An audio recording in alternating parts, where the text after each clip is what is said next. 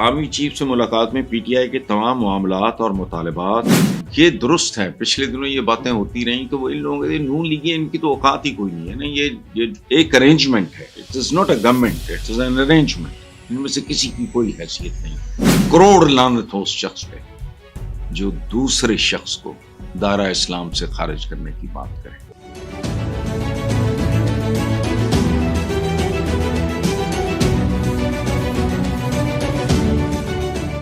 अस्सलाम वालेकुम व्यूअर्स, दुआएं आपके लिए और आपके वतन के लिए। पाकिस्तान एक ऐसा मुल्क है जहां आप यकीन करो को अच्छी खबर आए यकीन नहीं आता, बुरी खबर आए तो बिल्कुल ऑब्वियस लगती है, उस पर हैरत नहीं होती। अच्छी खबर अव्वल तो होती नहीं, कहीं से मिले तो यकीन नहीं आता। मेरा एक बहुत प्यारा दोस्त है, कैलगरी में होता है कनाडा में, सलाहुद्दीन दुरानी। कभी जब उससे बात होती है तो वो सलाम दुआ से पहले एक सवाल पूछता है, यार ये बता पाकिस्तान से कोई खैर की खबर तो नहीं? ये है इस मुल्क का हाल। ये जो मैं खबर आपके साथ शेयर कर रहा हूं वो नई नहीं है, पुरानी भी नहीं है। मुमकिन है आपने इधर उधर से कुछ सुनी हो या कहीं पढ़ा हो। यकीन नहीं आ रहा, क्योंकि मैं अपने हमवतनों और इनके मिजाज से, इनके टेम्परामेंट से, इनकी बुनत से, इनकी कंस्ट्रक्शन, इनकी शख्सियतों से वाकिफ हूं। इमरान खान ने बैरिस्टर गौहर और अली अमीन गंडापुर की आर्मी चीफ से होने वाली मुलाकात को खुशाइंद करार देते हुए कहा है, सुने, हम चाह रहे थे मुज़ाकरात हों, कोई बातचीत शुरू हुई है तो ये खुशाइंद बात है। मैंने ये कभी नहीं कहा कि मुज़ाकरात बंद होने चाहिए। ये बहुत खूबसूरत, मैच्योर, एक ज़ाहिर है मुहब्बे वतन पाकिस्तानी की अप्रोच है। अच्छा, मजीद इमरान ने कहा कि पार्टी रहनुमाओं की आर्मी चीफ से मुलाकात पाकिस्तान के लिए अच्छा शुगून है। इस मुलाकात में पाकिस्तान के इस्तेहकाम की बात की गई है। अल्लाह करे ये बात मैच्योर हो। आगे इमरान ने कहा, हमने हमेशा बातचीत करने का कहा है मगर दूसरी तरफ से दरवाजे बंद थे। हम पहले भी कहते रहे कि एस्टैब्लिशमेंट को हमसे बात करनी चाहिए, मैंने कभी मुज़ाकरात करने से इनकार नहीं किया। ये दुरुस्त है। पिछले दिनों ये बातें होती रहीं तो वो इन लोगों के नून लीगी इनकी तो औकात ही कोई नहीं है ना। ये एक अरेंजमेंट है। It is not a government, it is an arrangement. इनमें से किसी की कोई हैसियत नहीं है। फॉर्म 47 हो ना हो, सबको सब कुछ पता है। तो बातचीत तो दो जो कुव्वतें ऐसी हैं जो मैटर करती हैं उनके दरमियान ही होनी चाहिए थी, और अल्लाह करे अगर ये दरवाजा खुला है तो ये खुलता ही चला जाए। बैरिस्टर गौहर ने कहा है कि मेरी और अली अमीन गंडापुर की पेशावर में आर्मी चीफ से अलहदगी में मुलाकात हुई। इस मुलाकात में दूसरी तरफ से मुस्बत पैगाम मिला। Excellent. Army chief, heads of to army chief. बिल्कुल। तो आर्मी चीफ से मुलाकात में पीटीआई के तमाम मामलात और मुतालबात उनके सामने रखे गए। उन्होंने कहा कि मुलाकात में मुल्क की इस्तेहकाम के हवाले से तमाम तर उमूर पर बातचीत हुई। अल्लाह करे। मेरा एक प्रॉब्लम है, मैं जिंदगी में मेरे अंदर नफरत नहीं है किसी के लिए, सवाए दो किस्म के लोगों के लिए। जो आदमी किसी पाकिस्तानी को बगैर किसी सॉलिड तरीन गवाही के उसे गद्दार कहे, और दूसरा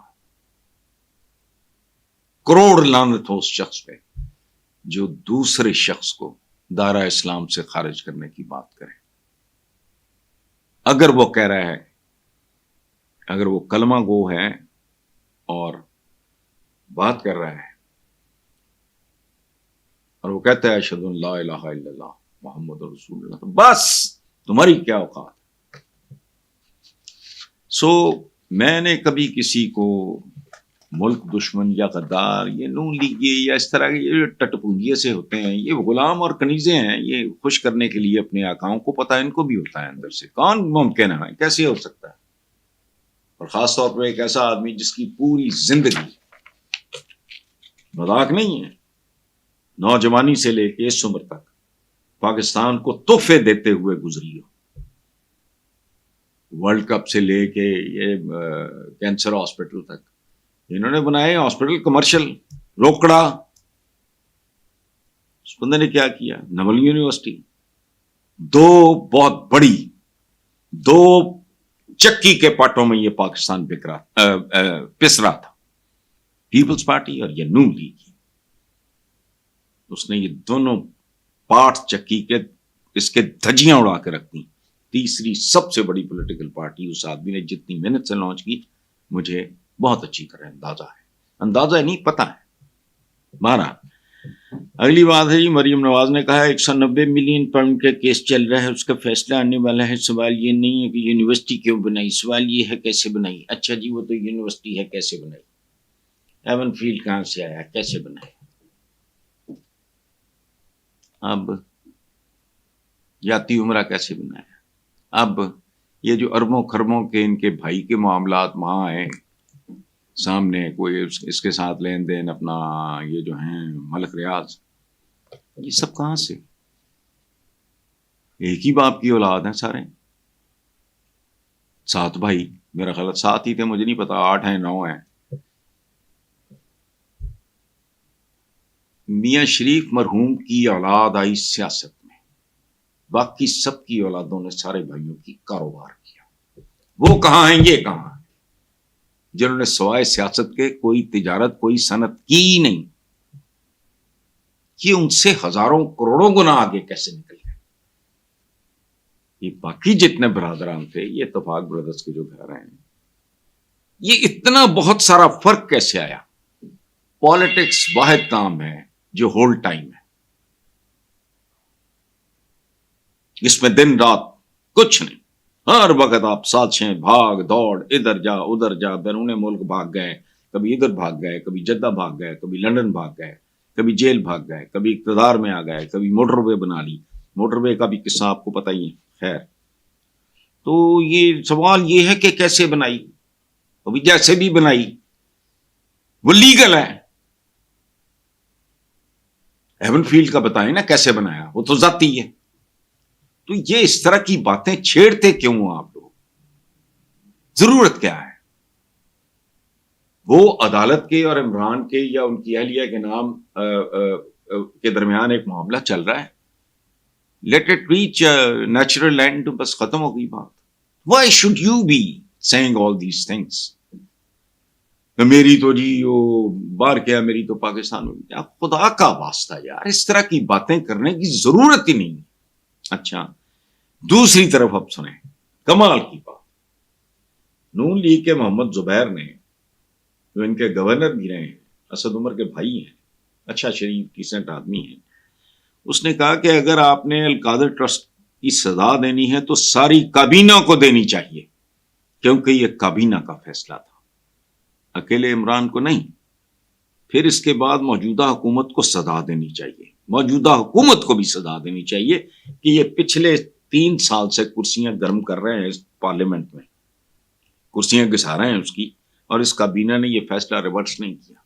مجھے بتائیں, یہ تو میں نہیں کہہ رہا نا, لیکن وہی بات ہے, کلاس اور گریس یہ آتے آتی ہے.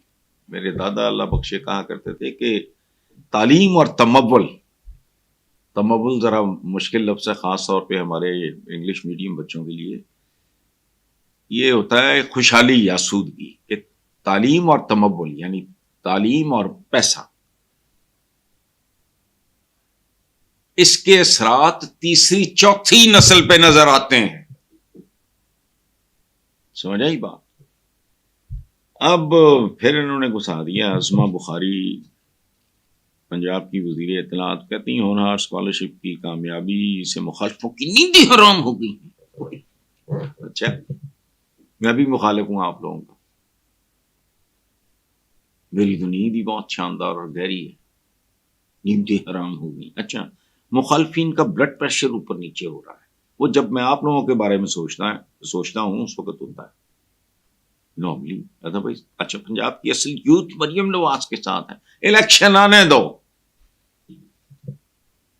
ایک سیدھا سادہ پراپر مقابلہ ہونے دو.